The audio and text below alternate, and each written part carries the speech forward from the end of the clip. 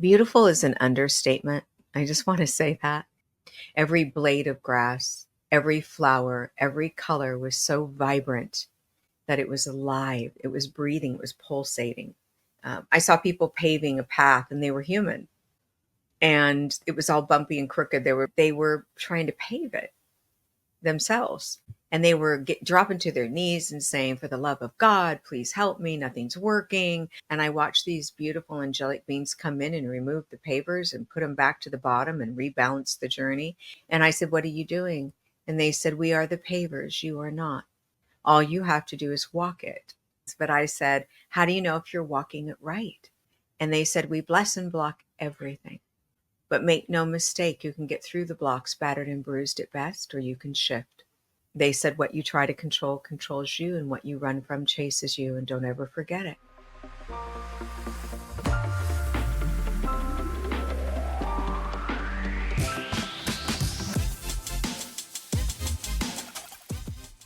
Hi, everyone. Susan Grau here, and you're watching Your Superior Self. Susan, thank you so much for taking the time. I love the energy that surrounds our conversations. I love your energy, period. There's something about you. I don't know what it is. I can't put my finger on it, but I'm so attracted to just being, totally immersed in your presence. So thank Thank you so much for you. taking the time. Thank you for having me. I'm excited. This is going to be a great show. Sure. And I know you've been up late doing work and being of service to humanity. So that even just, you know, so much more gratitude for you just taking the time. But before we get into it, I kind of want to give the listeners and watchers some like context. But like, I'm really interested in how you, as a medium, as an intuitive medium, like how do you perceive this reality? Like, how do you walk through this reality? Like, what does that look like? For me, well, number one, it's hard to walk through this reality, especially when you've been on the other side, which we'll be talking about later. But it's for me, I think, I used to see people everywhere, spirits, whatever you want to call, everywhere. And they'd wake me in the middle of the night, and I'd be sleeping, and they go, "Wake up, I just passed." And I'd be in shock. Yeah, yeah. And they tell me they were so and so brother, sister's best friend, and they thought they left on purpose, and they needed to tell them a message that they didn't. And I'd go for it, and but at a really young age, I just thought they were the boogeyman. And so there were spirits all around me all the time. And I would cover my head and say, "Go away, go away." And they didn't. And I'm grateful now that they didn't. But at the time, I just wanted them to go away. I could see so much of it. But in all honesty, just walking through this journey after being on the other side, I have to say that it's not been easy. I've had a very difficult journey. Probably, everyone has a difficult journey here. Mine's just been extensively difficult. And, we can talk about that if you want. But as I went through the journey, I just kept calling on my soul.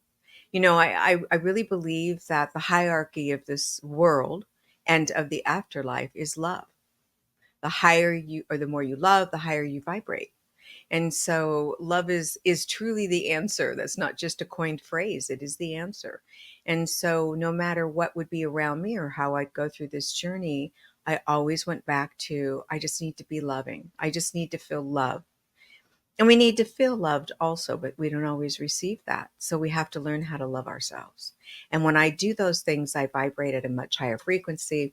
And so the world around me is less empowered to harm me.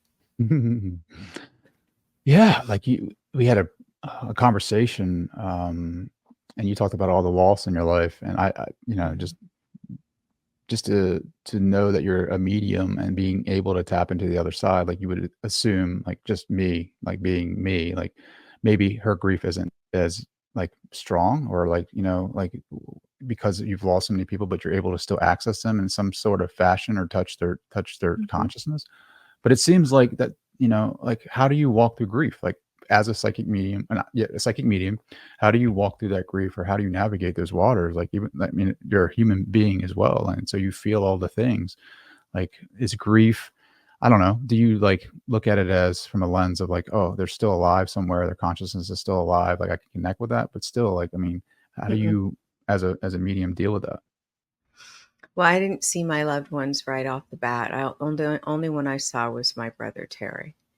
And the rest of them I didn't see for a long time. And, my family died by suicide, both my brothers and my mother. So I've had tremendous grief in my journey. But I will tell you that grief, I accepted that I had to move into it. So it wasn't about being a medium. I'm a human having a human experience. It wasn't about seeing spirits. It was about allowing myself to feel it and to recognize that none of us are getting out of here without it. And we've been grieving since we were born. We've learned how to grieve. We just don't realize that when we go through the huge griefs. Like, think about, even as a baby, your mom takes your bottle away from you and you grieve, or you have to go away to school and you don't want to leave your mommy and you grieve. And even though those are small griefs, they add up to learning what that process is automatically. It's innately in us. And so when we go through the bigger griefs, we just have to remember that and tap into that we did move through it. We did survive it. And we continue to be able to do that if we note that it's possible. So it's moving into it. I tell my clients, grief's in charge. Stop trying to control it. You won't be able to. What you try to control controls you. So move into it and let it be what it is, and know that you have everything in you to process it. And that grief is very singular. We're alone in it because no one grieves the same way. Even if you lost your mom, I lost my mom, they're both our moms, we were raised the same way, we don't grieve the same way. No more than we turn out the same way by the same parent, right? Sure. We have Yeah. our own way of grieving. So recognizing that is very powerful. If you are around someone that's grieving, and you've had your own grief, you don't say, I know exactly how you feel. You have to be very cautious because grief is tender and it needs to be utilized in a way that is soft and tender and filled with understanding, not measurement. Like, I grieve more than you because I was closer to my mom. That's a measurement. You can't measure love and you can't measure grief. Mm. So I tell people, don't try to do that. Just be where you are. Mm. Yeah, for sure.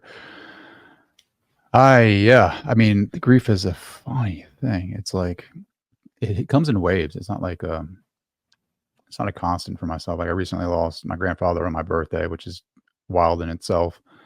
And I'm named after him. Like I'm the third, and so there's that connection. He died on my birthday. Like there, and it hit me. It was like almost like a death of one up my grandfather, who was the patriarch of the family, but it was also like a death, a part of me as well, like a part of my history, a part of my childhood. It was Mhm. like the younger self grieving that experience, that life, that relationship to him, and I wasn't prepared for that. Like I've lost people over the course of my life, but it wasn't him, So I dealt with it in my own way, which I just allowed it to just come through, like flood my being and just allow it to penetrate my heart and to not be, not close it off and feel shame surrounding that as a man and allow it to unfold any way that it did. And I mean, it still comes in waves. It still comes. Oh, yeah. It's like the tide. It's like I'll be doing something that totally reminds me of him, and then next thing you know, like here it comes, right? And to Uh, not like constrict and like try not to feel yeah. it because like a lot of men here, I feel like do that, but to like allow it to come through that energy so it doesn't like get stuck somewhere in the body. But Hmm. I'm curious to know like how when your clients come to you, like what are some of the protocols that you use, or what is it that you help them with? Is it just moving primarily through grief, or is it what does it look like? It looks like recognizing that their loved ones are still there. So I understand that they're not tangible to us and we can't touch them, and we want to. We want to hug them and we want to hear their voice and all those beautiful things that we have here in this physical form. But this is temporary and it's experiential. The true love and connection is in our soul, and that continues. And so, when they come to me, I'm connecting them to their loved ones by evidence of their existence.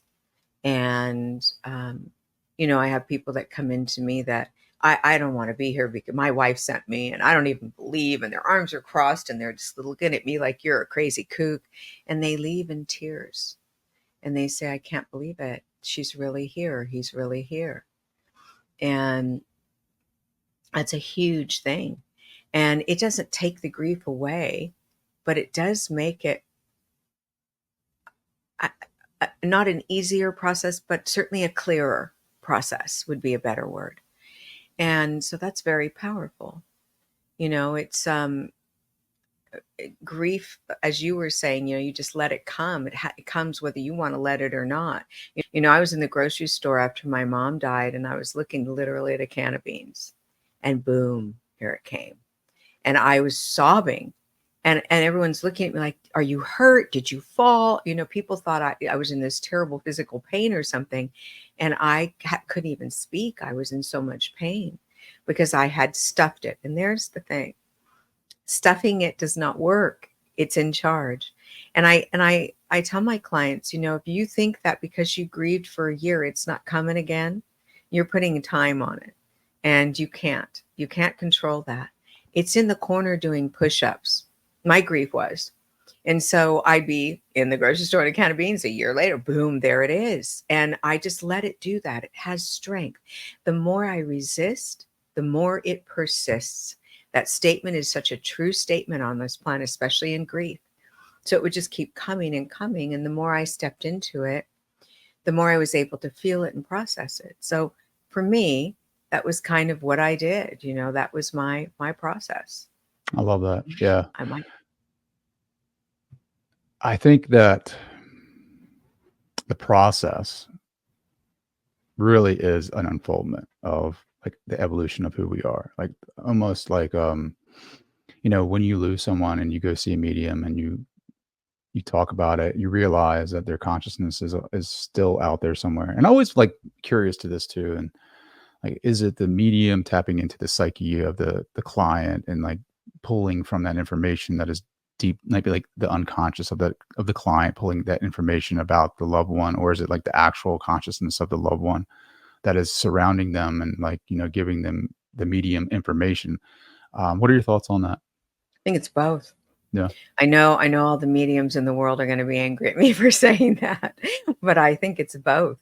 I think that we have an innate ability to tap into the energy of the person in front of us. If we didn't, there wouldn't be psychometry and there wouldn't be the ability to tap into the afterlife. So it has to be both and it has to make sense. So I think that, but we can only go so far with that. And I don't even know if we're conscious that we're doing that. And then also, I know it has to do with the other side because I might be somewhere where I'm really far away from a person and I'll see their mother standing behind them. So, and then I'll look at that person and I can feel the relationship and the mother's talking to me. So I know it's both. That's why when people come to our office and they are resistant and they don't say a word and they look, they just sit there looking at us and they're shut down from it. They're afraid of it, or they've been told it's evil, or that it's bad, or that it's ridiculous, and everybody's told them on their way there, you're nuts going to a medium and spending your money, or whatever it is, what's going on inside of them.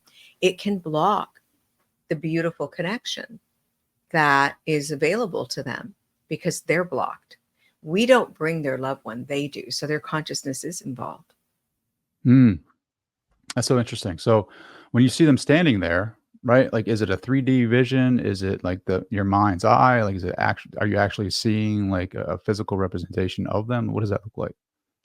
It looks like whatever Claire I'm using at the time, but I would I would say to you that it's a really good question. No one's ever asked me that, so I love the question. Um, I think for me, it's a clear cognizance type of thing. I clear knowing. I'm cognizant that they're there. But when I'm in a restaurant or something, so in my office I use the other Claire, but when I'm in a restaurant or something, it's definitely a clear uh, vision, clairvoyance. So I'm seeing outside of me or in my mind's eye, and I can see it's like a hologram, like I saw when I was there on the other side. It's like a hologram look, and it's really interesting because it's like it starts as a kind of a shadowy figure, and then it starts to take shape, but I feel like I could reach through it and it would keep going. Well, that's so fascinating. So when you're doing a session with a client, are you closing your eyes, or you still have your eyes open and you can still Oh, see my with your eyes are third eye? open. Yeah. Yeah. Wow, that's crazy that you can keep that continued, like, consciousness go like, the being here with your eyes open, but still all accessing that part of yourself that can see with the mind's eye, which is, through meditation, like, I feel like I have to put myself through that process of closing my eyes and then silencing the mind, or not silencing it, but, like, calming it down to a point where now I'm starting to get, like, a couple of visions and Mhm. then interacting with those. That's really fascinating because I believe that consciousness is always interacting with us, right? And so, like, I can Absolutely. have conversations with past loved ones and meditation, and I've even brought in things back from that, like, into this reality. Like, my grandfather, I had a conversation with him on my mom's side. He handed me a knife, and it was basically like, use this to pave your way, right? Like, you're going to have to create your own path. And I didn't know what that meant. Like, I had no idea about, like, visualization and having conversations. I was just doing like a guided meditation almost. And then, like, 2 weeks later, I'm walking down the steps and there's the same knife sitting on the steps. I'm like, "What? What is that?" And then, like, I thought it was my father-in-law's. I handed it to him and I was like, "Is this yours?" Like, he was like, I've never seen this before." So, like, I've done this a couple of times where I've gone into meditation and had a conversation with a past loved one and they actually handed me something. Now, it's not always a knife. It could be like, I don't know, like, for example, if, like, maybe a butterfly or something, or some type of symbol, and then you go out into the world and you see that symbol. I've done that numerous times. Like, my grandfather had an old car. It was like a road runner or something, and I always remember what that looked like, the symbol of the road runner. And so, like, I would go in meditation and say, "Hey, look, if I'm on my path, if I need to change anything up, like, tell me, guide me here. Like, are you with me? Like, show me the symbol of the road runner that, from my childhood." And sure enough, like, I'm flipping through a magazine for work or something, and there's that symbol of the Roadrunner. I'm, like, totally blown away. So I think consciousness is always interacting with us, and I think it's for our evolution. Maybe, like, hey, man, look, there's more to this reality than what you think, right? So, Mhm. and speaking with so many individuals and so many different consciousnesses, is there, like, a commonality? Is there a message that they're trying to portray to us? We're here, that Yeah. we don't die, love doesn't die. I had, with my father, he woke me up all the time at 3:33, and he had this beautiful watch that my husband has, and it doesn't work.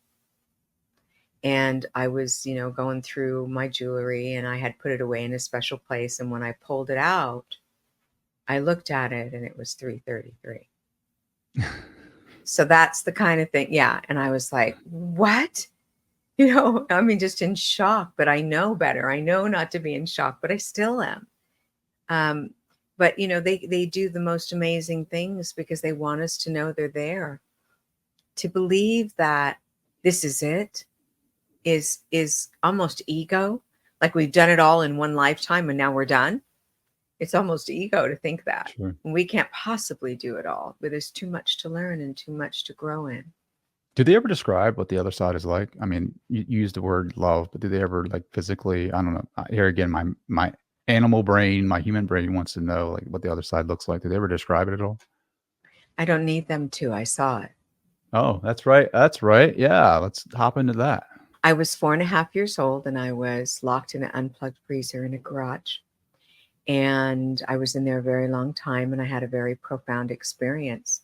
And when I came back from that experience, I was able to see spirits. So, what I saw, I remember screaming at the top of my lungs, asking for them or my mom or whatever, anybody to get me out. I felt like a caged animal. And that went on for quite some time. My mother heard a screaming, but she thought it was the animals on our land on the farm. We had kind of a land that looked like farm. It wasn't farmland. And I saw three lights and they told me to stop screaming. And so I stopped the second time I heard it. And I was at the bottom of the stairwell and it was this beautiful, beautiful Roman, or I'm going to say Greco-Roman room now looking back. And it had an open ceiling. And I just knew if I could get to the top of those stairs, I would see this giant well. And I went into the top of the stairs and I was just there at the edge of the well, not afraid. And I saw people's prayers. And it was one consciousness. It was like DNA crossing, but I didn't know what that was. And I saw all these and heard and experienced things like, my mother's got cancer, God, please don't let her die. Or I'm turning 16 and I want a car. Please make my dad get me a new car. And, God, please, I want a car. And I would hear all these things, and they were all one consciousness of what I would call prayers. And I asked these beautiful lights that had crossed me over, where am I? And they said, you're in the room of heart's desires. And I said, do you answer all those? And they said, no, Susie, sometimes what people desire the most isn't good for them. And I didn't like hearing that because my mom would say that to me. So that wasn't something I wanted to hear. And then I saw this beautiful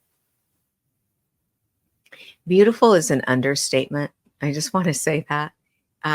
The colors there are, I saw a beautiful yellow brick road. I called it that because I had seen The Wizard of Oz. And the color was alive. Every blade of grass, every flower, every color was so vibrant that it was alive. It was breathing. It was pulsating. Even the grass, the blades of grass. And there were beautiful lights everywhere, and there were loved ones. And I saw people paving a path, and they were human. And it was all bumpy and crooked. There were pyramids at the beginning of this golden road. And they were pulling from the bottom of the pyramid. And I don't know how, but because I was me, I was almost 5. They were pulling from the bottom of this, and I just knew innately that they were unbalancing their life journey, and they were trying to pave it themselves. And they were dropping to their knees and saying, for the love of God, please help me. Nothing's working. I'm trying everything. I don't know what else to do.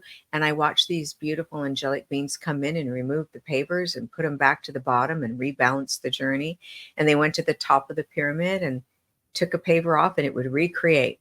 So I knew that our choices were being recreated all through our journey. Don't know how I knew that, and I didn't know what it meant, but I knew. And I watched them start the beams start paving this beautiful path. And I said, what are you doing? And they said, we are the pavers. You are not. All you have to do is walk it. And I know they gave me these questions, but I said, how do you know if you're walking it right? And they said, we bless and block everything. But make no mistake, you can get through the blocks battered and bruised at best, or you can shift. And if you see another block or wall, shift again. And if you see another one, shift again. And before you know it, you'll see us paving your path. And yes, you'll have difficulties on that journey, but we are the pavers. And they said, what you try to control controls you, and what you run from chases you, and don't ever forget it. And I didn't really understand, but I remembered it. Didn't listen. I've done my own journey, my whole own way, my whole life. And I go, oh, that's right. I'm trying to control this. Every time I have to remind myself I'm having a human experience, but I never forgot that I wasn't in control. I like to think I am. It's an illusion. And, this life is an illusion of lessons. That's what it is. And then I flashed into another room. There was a lot more to that, but then I flashed into another room, and it was the room of knowledge, and people were making their contracts. And, I was hearing things like, I'm going to do this and this and this and this. And they said, oh, no, that's too much. You won't be able to handle it. Oh, but I can. Well, you have free will. The end result will be what your contract is, but you have free will to do it any way you want. And then they were gone. And then there'd be another group. And it just went on like that. And I said, where am I? And they said, you're in the room of knowledge. And I think it's the Akashic records here is what we call it. I understand the verbiage, but it's not my verbiage. And then a lot of things happened in that room that helped me understand things. And then I ended up in the room of companions, which is animals. And I hadn't lost an animal. So everyone always asked me, did you see your animals? Well, no, I hadn't lost when I was too little. But they were romping and playing, and they ended up in this beautiful field. And I was in that field. I was there, and I was sitting in this beautiful energy, and there was grass. And that's when I say everything is so alive. Everything is love, and everything is so alive. And you're not confused. There's no puzzle. Spirit doesn't create puzzles for us to try to figure out. We just need to listen. to them. And we don't. We create our own puzzle here and there if we were to create it. They're very clear. We just aren't hearing them. We have to be present. This is what they shared. We have to be present. We have to get rid of our limiting beliefs. And we have a hard time doing that with human brains. So we have to think and feel through our souls in order to hear them. Our soul is the vine to the divine. And it is a clear connection. Like if I put a leaf in your hand, it's just a leaf. But if you hold it up to the light, it's filled with vines that pump its lifeblood. That's them and us. And we're the leaf. Our soul is the leaf.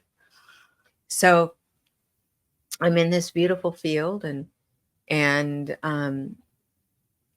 I'm going to say this really briefly because it's something very sacred to me, but I looked to my left and there was this beautiful being on a mountain, and I wanted to climb that mountain. It was like a source, and I knew I couldn't. And I saw this beam of, I'm going to say it briefly and then I start to get teary, but I saw this, this beam of love come towards me, all encompassing. And I felt this love like I've never felt in my life. I was perfect in every way. There was not one thing wrong with me. I was perfect and I was everything, but I was nothing. And I don't know how to explain that. And it was overwhelmingly beautiful and indescribable love. And I felt love the whole time, but this was indescribable. And I went through some things with that, and I heard some really beautiful things. And then I turned to my right, and there was this cobblestone cottage. I don't know what else to call it. And this beautiful floating angel or angelic presence came towards me and said, "It's time to go." Now I'm in a field with every kind of creature you can think of, I think, and I'm loving it. And because I love animals and any kind of animal, squirrels and all of it. I love it all. And I don't like spiders. I like animals, not insects. Oh, I just want to make that clear to them. Just don't send them. But I was, the next thing I knew, I was by water. And I never understood how cleansing water was, but looking back, I understand now what they were trying to tell me. And they told me they were going to put me through the water to get home, that we come through water and I would be cleansed. And I thought they meant they were going to clean me up because I'd been in a field. And so to go home to my mommy, they were going to make me clean physically. And what they were trying to tell me was that, I was going to be cleansed through this beautiful entry into water. And, so interesting how powerful water is. If you put water under a microscope, you see things that you can't imagine. That's what you see there. Things that you can't imagine, lights and colors and shapes. And it's phenomenal. So water is very significant. And what I knew was that, and heard and saw and felt, was that when the angel spoke to me, it wasn't words. It was words and music at the same time coming out of their mouths. And I can't explain that either. That's the only way I know how to say it. It was like the whale song. It was so powerful, but words were in there. And so that's why music is so healing. It was created in what I consider to be the angelic realm. Wow. And music heals our souls, and that makes total sense to me. And then I was back, and my mom found me in the freezer. She kept hearing "Your baby's in the freezer." And she opened up, and she said when she went to the garage door, it was closed. And she didn't think I had the strength to do that. Well, I didn't. Boys did it. That closed the freezer door and ran. And she didn't think I had the ability. And so she was going to turn around, is what I recall her saying to me. Now, I could be wrong, so I want to be really clear. I just recall her saying that to me. But she decided to go in anyway, just to be sure. And she opened up the freezer door, and she turned me around because I was facing inward, and I was ashen. So when I got well from that, woke up, got well, whatever you want to call it, I had hit my chin on the pavement when she went to go get a phone, and it kind of brought me back into my breath. And but anyway, when I woke up from that, I was seeing spirits everywhere. Wow. That's so beautiful and so, like, I can't even imagine, like, coming back. First off, being a 4-year-old and experiencing that, and then coming back to this reality as a 4-year-old, having this knowledge or wisdom, and then having to live a life, right, of pain and suffering and applying that knowledge. The first thing that popped in my mind, was that experience, like, going to the other side more real than this? Oh, yes. It's too alive not to be. We're Mhm. so dulled down here. We're Yeah. so dulled down. I mean, literally, and emotionally, physically, spiritually. And our goal is to not be, because we're heading back there. Mhm. We don't come in dulled down, but society and the world in itself creates that. Sure. Yeah. And then another, question that popped in my head was when you were there in the room of heart desires and they were laying the pavement or the bricks for the path, like, and a wall would come up. Like, how do we recognize that wall in this life and not like, "Oh, I'm gonna take it as a challenge, and I'm gonna keep going and pursuing that and pushing and pushing." Like, how do you know a challenge from an actual wall? You don't always know. So, I tell people, first of all, when we're really hitting the wall, we know, because we're saying it's not working and we convince everyone it's meant to be right and come join us. And we're all hitting our heads against the wall at the same time, and it's not, nothing's happening, nothing that we want to have happen, and everything's going wrong. That would be considered a real wall. But we don't always know. We have doors in front of us, and it's a door. Open them. That's what I tell people. It's like, I don't know which one to open. Just open one of them. And in one door, maybe it's, I'm going to realize that this is not the path I want to take. And maybe in one door, I'm going to meet my person on this path, and in one door, and so on. And so, you go through these different choices. That's our free will. But ultimately, when we get through whatever doors we put in front of ourselves or they put in front of us, which I can't tell you which, I think it's both, they're on the other side, helping pave our path at that point, and things start to fall into place. Nothing is easy. It's not meant to be. This is experiential, but everything does fall into place at some point. Mm, I love that. I really do. I feel like, being a conscious creator, the more I find myself surrendering rather than controlling, the more power I'm finding to manifest. And I don't know why that works. Like, it's Yeah. me being a man in this reality, in this time frame, like, I feel like I've been programmed to do, like, you're measured by the amount of work you perform, like, I was basically taught that, like, the harder you work, the more that you get. Mm. And the idea of, like, being able to surrender and allow things to unfold is the greatest technique for manifestation. Now, why is that? What are your thoughts? Well, I think the smarter you work, the greater it gets. And when we're tapped into our soul source, we're working smart. Mm, We're not out there in our heads going, well, let's try this, let's try that, let's try this, let's try that. Our heads, our brain is so wonderfully powerful, but it's also our biggest and nemesis in the journey. And we have to step outside of our thinking and ask ourselves, what is right for me? mm, So we have to get smart. And our soul will tell us.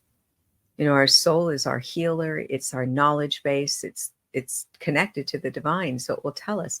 I always know, when I look back in my journey, and I've had, I'm 65, I've had a long journey, I want a lot more, but I've had a long journey. And when I look back on my life journey, I was always thinking what I wanted. When I started to recognize that I needed to tap into what felt right to me, it started to change for me. Like, get out of your head, Susan. Your head is the dangerous neighborhood to go in alone. Stay out of it. That's how I feel, So get into that soul source and connect, because I would hear, ooh, that's probably not a good idea. Or someone would come in front of me and I would go, ooh, that's not a person I want to have connection with. And then I'd go get a partnership with them. yeah. And it's not because they're bad. They just weren't right for me. And then I'd say 6 months later, I knew it. I knew it. I knew it. You know how many times you've probably done that? And then we go, oh, why didn't I listen to my knowing? My intuition told me, and I didn't listen. It's happened to me so many times. Like, I just know, like, There's just something about the feeling, the gut feeling, like if it's going to work or if it's not going to work, like, all right. And then there's that ego that says, keep driving. And then it's like, oh, well, I get burnt out. And then it's like, you let go of the reins and something comes out in left field and, you can't predict Remind you. that. Yeah. Yeah. So, Remind you it's right. And, there is no right or wrong way to do it. So I do want to say that because I think we believe, oh, I'm pushing and I'm pushing and I'm hitting the wall. Hitting the wall is not wrong. It teaches us something. So pain and suffering and joy and happiness are equal in value. And in fact, the pain teaches us more than the joy. So, there is no wrong way. I know when I'm in pain, I want out. So I'm going to learn from it as quick as I can. When I'm in joy, I'm nice and cozy and I don't want to do anything different. I just want to sit in that beautiful, cozy place. So, we have to remember how powerful pain can be for us. And even though we don't like it and we don't want it, it is our greatest teacher. So it is a gift to us. It's not, we say to spirit, why did you let me go through that? Why aren't you helping me? They are. They're teaching you something. And maybe that will save you from something worse or harder if you mhm. learn the lesson. So they're actually helping.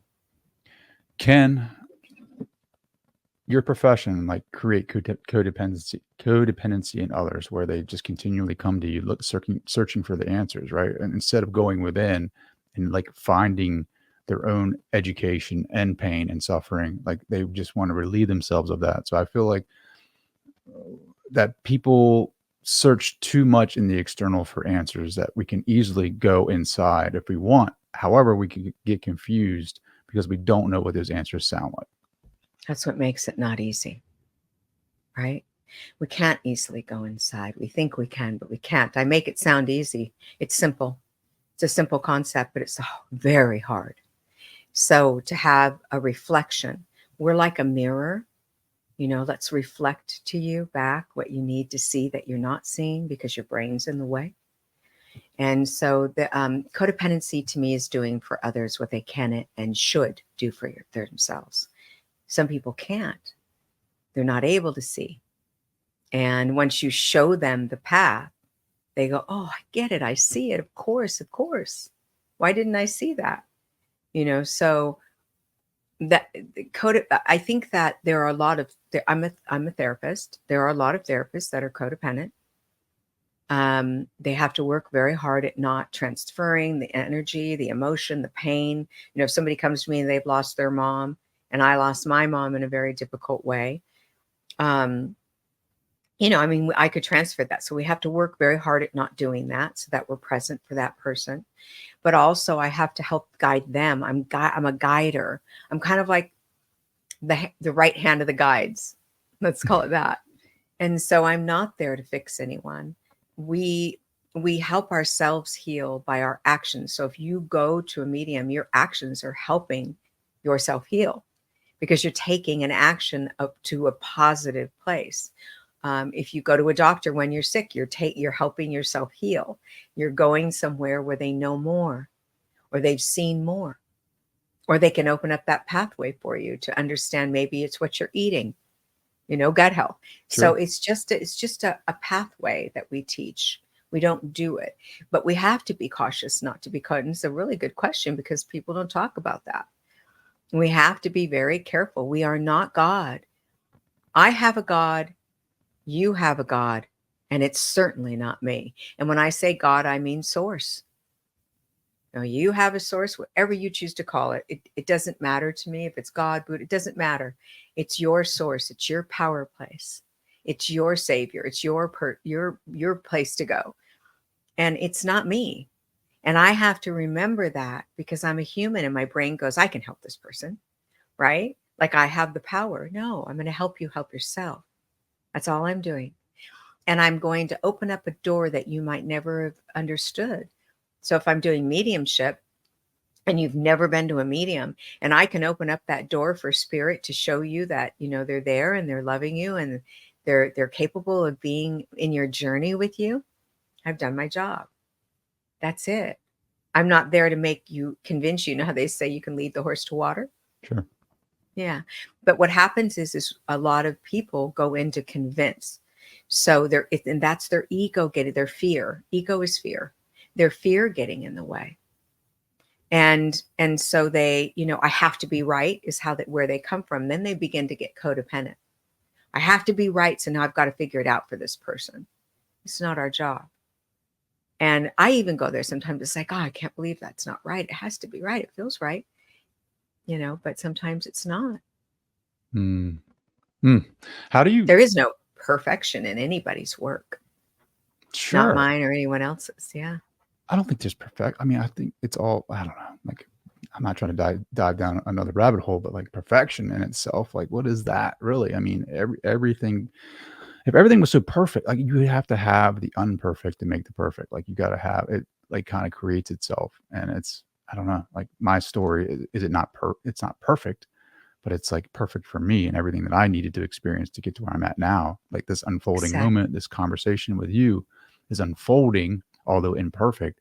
It's perfect for me and how it's going to guide me to move forward in my life and like ask newer questions, fresher questions that help me evolve and expand and move into a different direction and open a new door and walk over a new threshold with confidence, right? Like helping me see a different vantage, seeing Hmm. me another option that I might not have seen because of my limited vision, right? Like you're there to help expand the aperture of my vision to see the doors that I can't, because of whatever belief systems or whatever programs. And I've always wondered this, like just like I wonder if like because of karma, like whatever, however you define karma, like whether it's like patterns that you keep repeating in each lifetime, like does that mean or like allude that possibly the soul has a belief system that it needs to learn from? Well, the soul wants to learn, it craves learning. So it has the belief system that's been created by the creator, but it also wants to understand everything. So if you were on the other side and you learned about the ocean, there's ocean water there, but let's just say there wasn't. And you learned about the ocean and you studied it and you experienced it in mind form or soul form, whichever, it would be, whether it be here or there. Um, you wouldn't really understand it until you put your feet in the sand and you taste the salt and you roll in the waves and you're pulled out and have to swim back and all the experiences of the ocean. You know the ocean, you understand it, you've read about it, you may even have looked at it, but until you get in it, you don't understand what it feels like to be pulled by a wave and ride the wave. So knowing that, is not enough. We need to experience. So our soul goes, I want to experience. I want to fully experience and want to be immersed in experience because it's so wildly beautiful and wants everything for us. And so we come here and we Mm. get to experience. Did you see like your when you were there? Like I know at a 4-year-old like passing away from here, but did you feel like a 4-year-old there, or did you feel like a I was just the me. yeah? Yeah. But I had a little more wiseness to me. I think I wasn't going to stay. So I was me. Like, Um, was there a remembrance of like, oh, okay, like that was the life of a 4-year-old. Now I'm expanding back into what I remember to be true. yeah, I I'm not think trying to so. project my like, and I'm just like Yeah, I asking, think so. It's just a good question. Um, I don't know if I thought that far, but if I would to think about it, I think yes, that makes sense that I would see myself as exactly as I was going to be when I left. But people ask me, how do you remember all this as a 4-year-old? I was almost 5. I was only 2 months away from 5, which is a huge difference in a child, 4 to 5.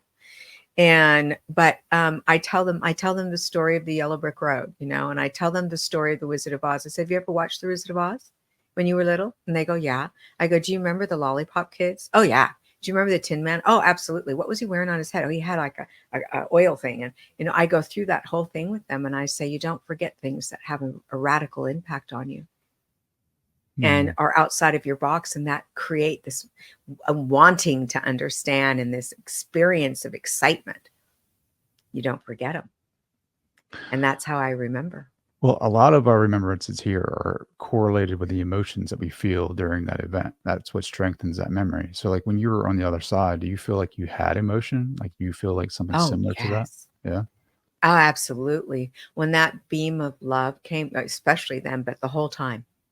You know, when I was watching the prayers moving in the well, I was crying. You know, somebody was talking about their mommy, you know, that was going to die, and not, don't let him die. And so, I mean, I was having tears. So my emotions were very strong. I had fear, even like, where am I? You know, there was a moment of fear, but then it went away, it dissipated, and I just felt love. But the emotion of love is the strongest of emotions. And I felt that the whole time, So intensely. so is that like your interpretation of what God is? Like that love? Oh, yeah. Yeah. For me, I call it God, you Sure. know, and I honor everyone's belief system, because the point is to have one. That's what Mm. expands us, is just to have one. So what's our relationship to that God? You know, like as this conscious awareness that I am, like what is my relationship to God or that God that I think that I'm connected to? Well, for me, it's my creator, you know, my what a beautiful essence, that it would want to give everyone the opportunity to have a journey like this, you know, and many of them if we choose. What a beautiful love to give of yourself. You know how you send your child out the door with all that love to their first day of kindergarten, and even though you want them here with you safe and sound, you want them to learn and grow, and so you send them out anyway. And that love you feel as you see them walking down that path, no matter, even if they fall or trip or turn back with tears, that love you feel, it's the same thing. Sure. You know, they send us out to experience and to grow. So like that's what I've had this small realization recently of like God dividing itself so that it can know itself.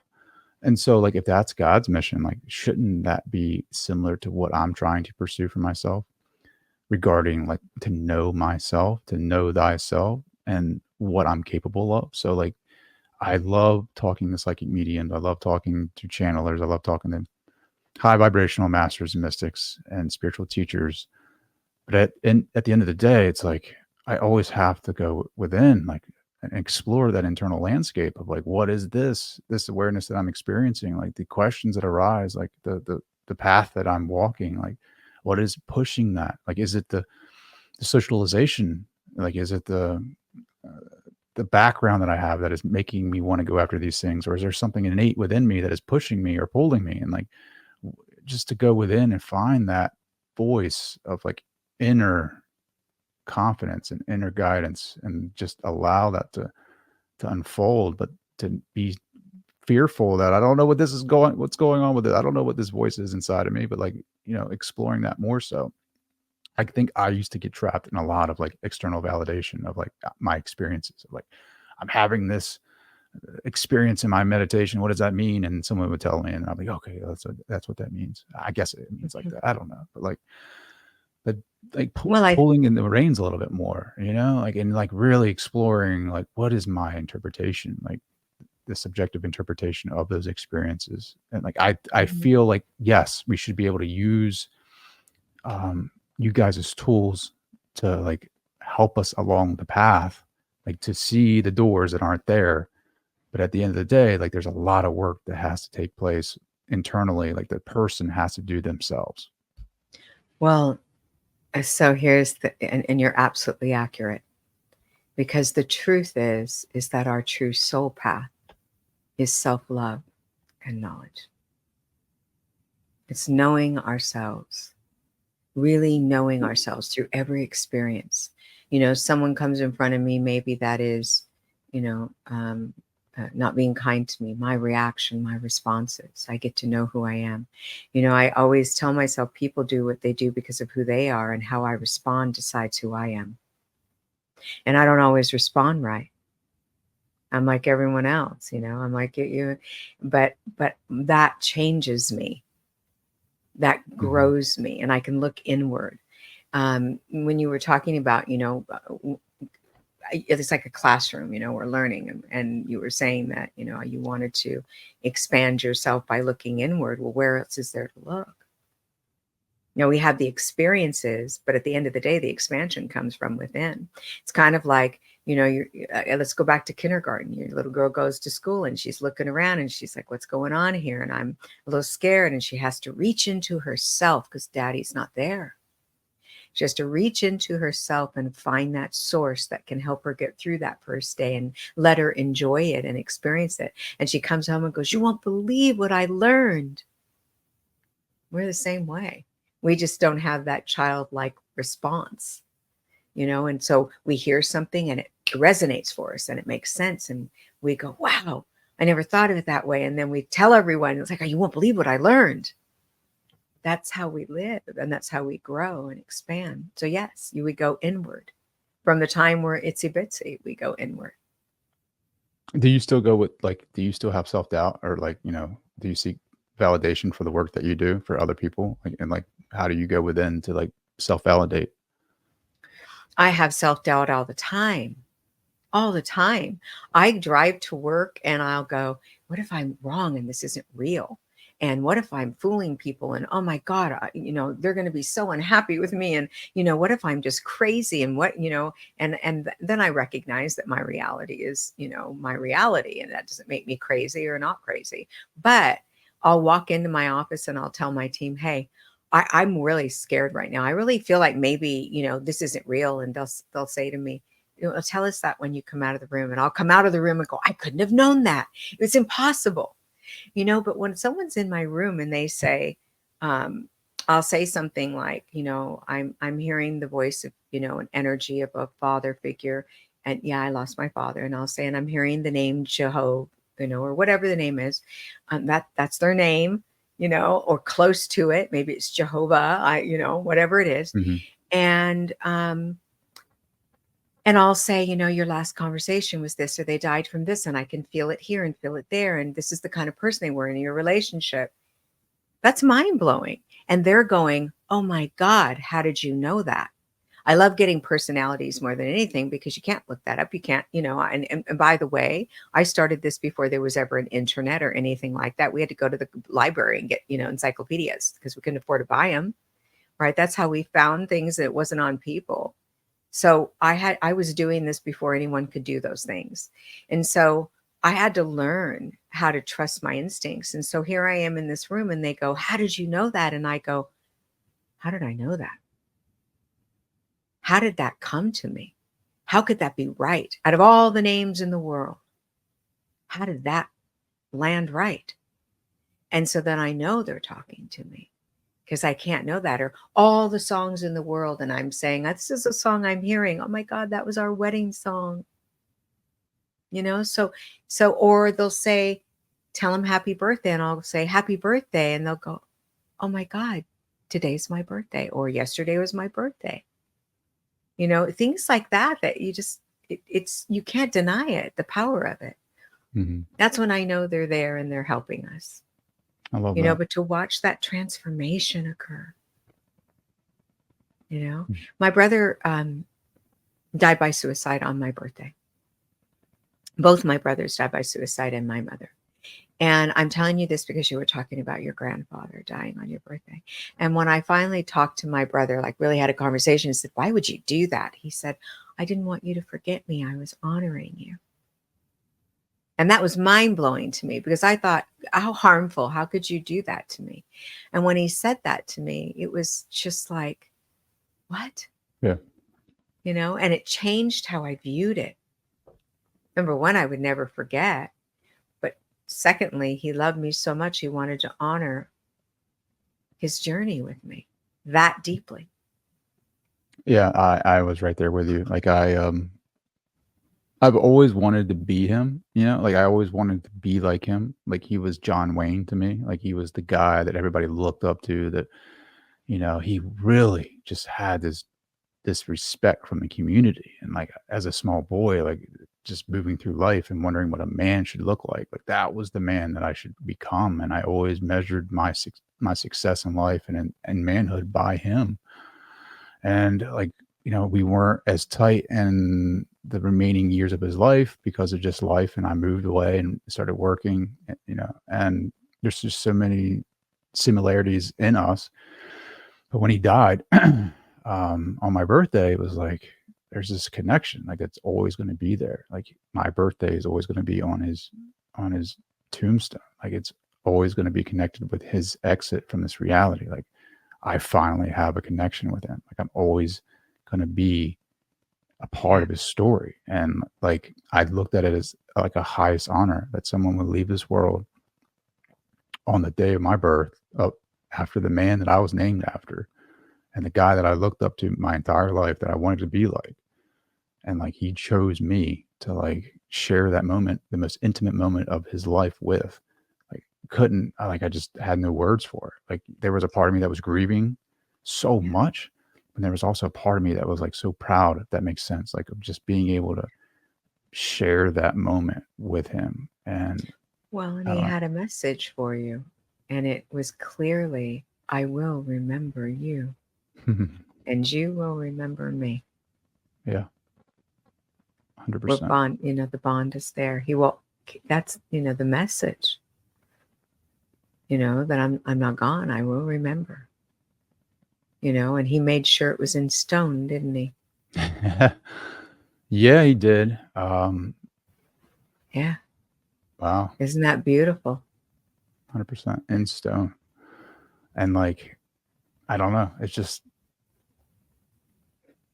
just everything that's surrounding that. Like I got his picture over here, and you know, we are just so many commonalities. Like our name, like I worked to obtain the same position that he had at the same company. We became the locomotive Mhm. engineers. Um, Died on my birthday. Like so many different connections.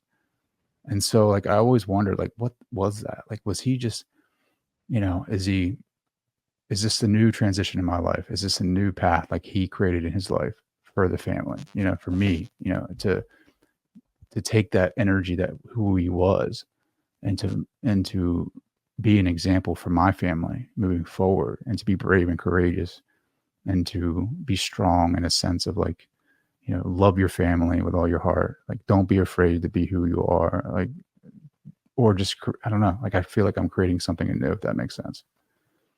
Well, absolutely. He was in your life to teach you things that you were meant to learn. When we're there on the other side, I watch those families making those agreements. I'm going to come in this time and, you're going to learn this from me and I'm going to learn this from you. And so the agreements were there, they were set and they're powerful. Your grandfather, he taught you how to be or want to be everything beautiful about him, everything you admired about him. So you have a, a guidepost. It's a guidepost for you, and yet you'll do it your way because you're an individual soul, and you won't always succeed perfectly, and you have to have grace for yourself. I always tell my clients carry a grace card because you're going to need it. Because part of your journey here is to learn how to do it right by doing it wrong. Mm, I love that. Susan, I could talk to you like forever. Um, Thank you. how can people find your new book? How can they reach out to you? Well, let me just show you it. It is, I don't know if it'll come through the right way, but it's, let's see, Infinite Infinite, Life, infinite Infinite, life, infinite lessons. Yeah. and it's wisdom from the spirit world on living, dying, and the in between. So this is filled with wisdom and lessons. It tells my story. It goes into the room of heart's desires and what that actually means. Nothing is in code. Spirit doesn't work in puzzles and codes. They want us to know everything, but I talk about being among the dead and living with, what we call death around me all the time, and healing from grief, the different kinds of grief, understanding empathic energy, intuition, knowing the pure love of spirit. How do you balance fear and intuition? It's a really important question, because how do I know I'm not in fear and it's actually my intuition speaking to me? All of those things are in here. There's exercises at the back of every chapter, integration moments and exercises that you can use to connect with your loved ones. You can use to understand your soul. So what I would teach in my office is in this book, and it really is a great book. People have been writing about it to me and putting reviews out, and they say, I can't put it down. I started reading it and I can't put it down. And that to me tells me that it's speaking to them, which is so important. So they can find my book at any, it's been published by Hay House, so it's out there in any bookstore or online, any online facility also.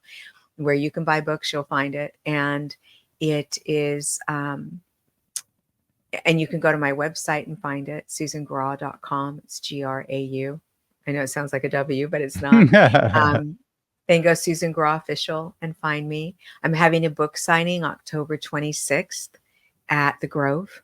And so I'd love for people to come down in California and meet me. And there's just a lot going on. And I have a podcast called Infinite Life, Infinite Wisdom. Everything for me is infinite because we are constantly learning, growing, and changing. And even when we leave here, we're infinite. So I'm doing another book that's a trilogy called Infinite Life, Infinite Healing. So, it's just anywhere you can find me, you can find me. Absolutely. Is there anything lastly on your heart that you feel like you need to share right now with the listeners? Carry that grace card and remember that your real path, your real soul path, your life path gets you there, hopefully. But your true soul path is to learn to love yourself fully and to have knowledge of that love. Beautiful. Susan, thank you so much for taking the time. Thank you for having me. I really enjoyed it.